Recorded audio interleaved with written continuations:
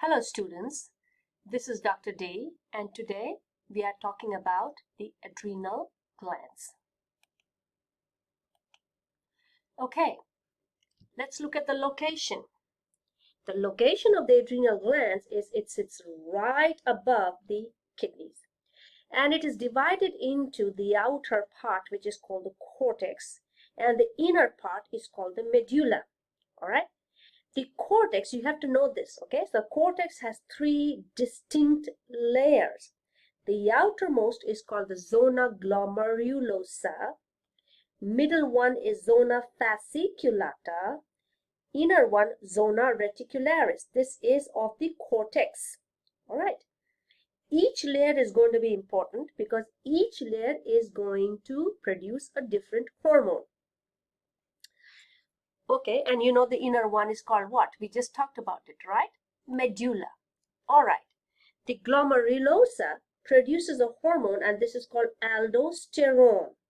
So we also call it mineral corticoid. I studied it as mineral corticoid.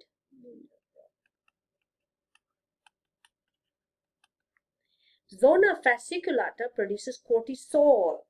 All right. This is also called glucocorticoid. And zona reticularis produces the androgens, and we also know or studied it as sex corticoid.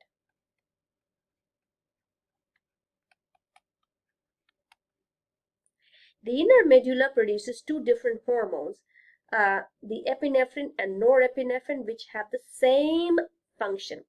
Now think back on your tour of your 201 and you came across epinephrine and norepinephrine. Hopefully you did.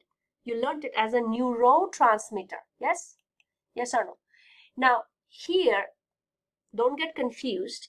The adrenal medulla produces the hormones epinephrine and norepinephrine, which again will have the same function as the neurotransmitter, epinephrine or norepinephrine. Okay, so both of them have same names, same function, but they are of different origin. One is a neurotransmitter and one is a hormone. Okay, and the source, this is produced by the adrenal medulla. Now here what it is what are those, the effects are going to be very similar to the sympathetic nervous system. That is what? Flee or fight. So there's increased heart rate, increased blood pressure, increased respiratory rate. So rate and depth of breathing will increase. You'll start panting. Okay. Decreased digestive, decreased urination, increased sweat glands, decreased reproductive activity. Thank God for that. So here, as you can see, you can go over this. It's the same, whatever you had for the sympathetic nervous system. Epinephrine and norepinephrine hormones have the same effect, except it is more what? Sustained, longer lasting. And this is nature's way of making sure that the flee or fight mechanism, which was started by your neurotransmitter, is prolonged, right? So say for example you are being attacked and you are running away from a predator. Your neurotransmitters are going to have a what? Short-term effect. But you want to prolong, right? You want to survive. So for that, you absolutely need to produce these hormones by the adrenal what? Medulla. All right, let's look at the cortex. So what did we say? Zona glomerulosa, outermost layer of the cortex, produces, what does it produce? It produces the aldosterone, also called mineral corticoid. What's the main function? It conserves sodium and removes potassium. All right, and this it does so because it responds directly to the electrolyte. We'll talk about that. All right. Now, what happens if you are going to conserve sodium? So what? Because always remember, wherever sodium goes, water follows. So if you are not going to push out sodium, you are going to keep sodium. All right. If you're going to keep sodium in your blood vessels, then what's going to follow? Water. And what's going to happen to your blood volume? The blood volume will definitely increase. And that is exactly what we are talking about in the RAS pathway. Very, very important. We covered this in the last unit. If you have not looked at it, please make sure you look at it. Some people spell it as RAS, and the correct one is RAAS, renin, angiotensin, aldosterone system. All right. Once again, I'm repeating, there are special cells in the kidney that they respond to low blood pressure or low sodium concentration. Either one, it doesn't matter. Special cells in the kidney produce an enzyme which is called the renin. What does renin do? Renin converts angiotensinogen, which was produced by the liver and it's in the blood. It is, gen means that it is inactive. So it will now, what happens is, convert into an active form, which is called the angiotensin 1. Now another enzyme, a second enzyme. So this was the first enzyme, this is the second enzyme, ACE. Angiotensin converting enzyme converts angiotensin 1 into angiotensin 2. Angiotensin 2 now will stimulate the adrenal glands to produce aldosterone. What does aldosterone do? Conserve what? Sodium. And as soon as you start conserving sodium, water follows. As soon as water follows, blood volume will increase, and therefore blood pressure will automatically increase. All right. So here it also says that angiotensin also causes vasoconstriction. Of course, we talked about that. If there's vasoconstriction, it will help to raise what? Blood pressure. All right. Now let's look at the second zone, or the second layer, which is more in thread-like. So you see how they are thread-like, cord-like threads running down. So this produces a hormone called what? Cortisol, and we studied it as glucocorticoid. All right. So what does it affect? It affects glucose metabolism. This always kicks in when your blood glucose level is down. And what does it stimulate? It will promote breakdown of fatty acids. It will release fatty acids from adipose tissues and breakdown of fats. Now think about it and think, don't you want this? Because obesity is a big problem now in the modern Western world. So now the new thing, this concept has come up, is intermittent fasting. Have you heard about that? Intermittent fasting, where you fast for 16 hours and only eat the next 8 hours.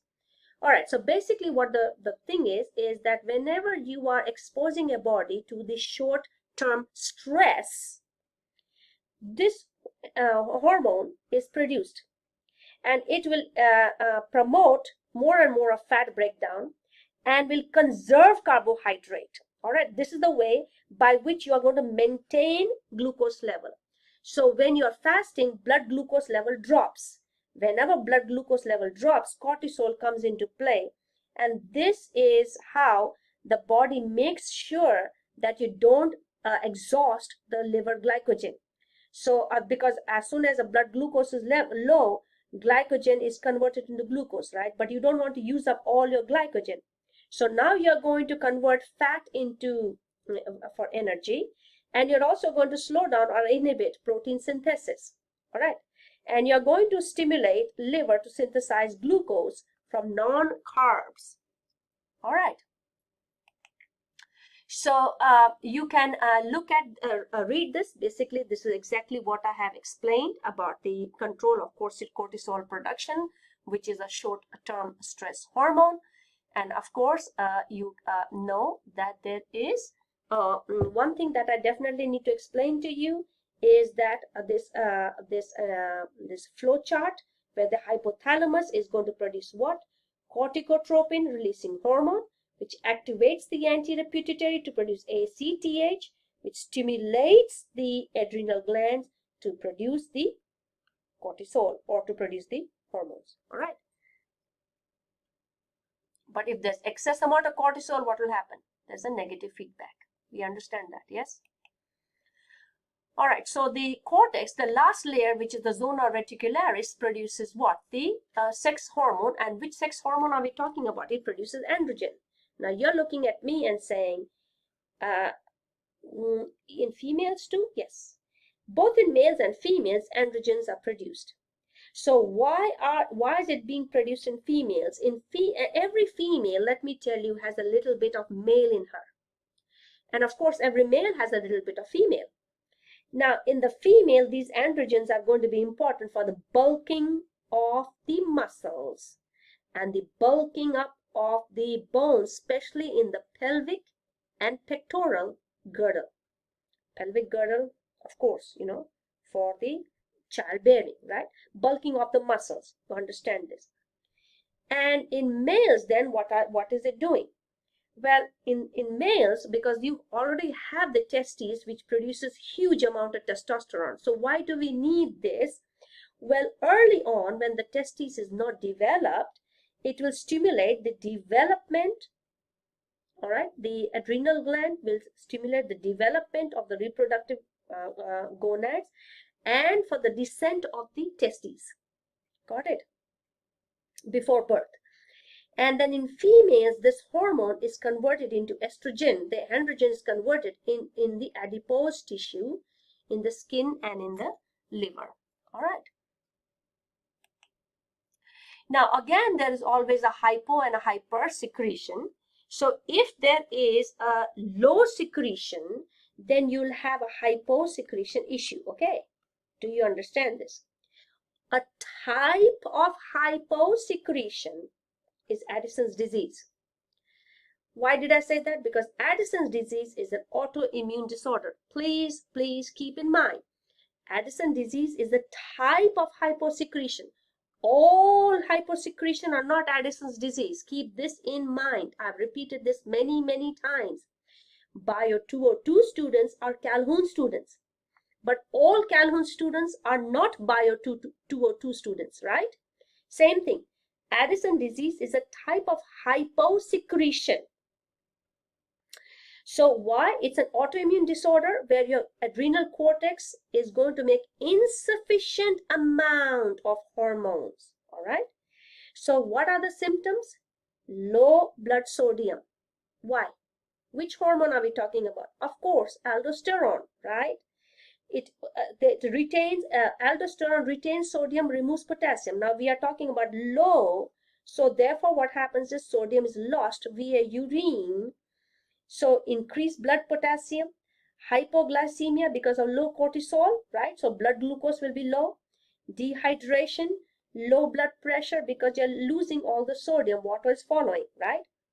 So one of the typical symptoms are increased susceptibility to infection, fatigue, you're always tired, nausea, vomiting, skin pigmentation. Do you see the bronzing of the skin? Yes. And salt cravings. Why? Because you have lost all your sodium. You're losing all your sodium. Now, one good example that we have is JFK, our President Kennedy, had actually Addison's disease. Okay. And then what about hypersecretion? Hypersecretion is Cushing syndrome. So this is either because of adrenal tumor or the overproduction of ACTH by the anterior pituitary. Either case, this is going to result and you see a hypersecretion of especially cortisol. Keep this in mind, all right? So typically symptoms will be because of excess amount of cortisol.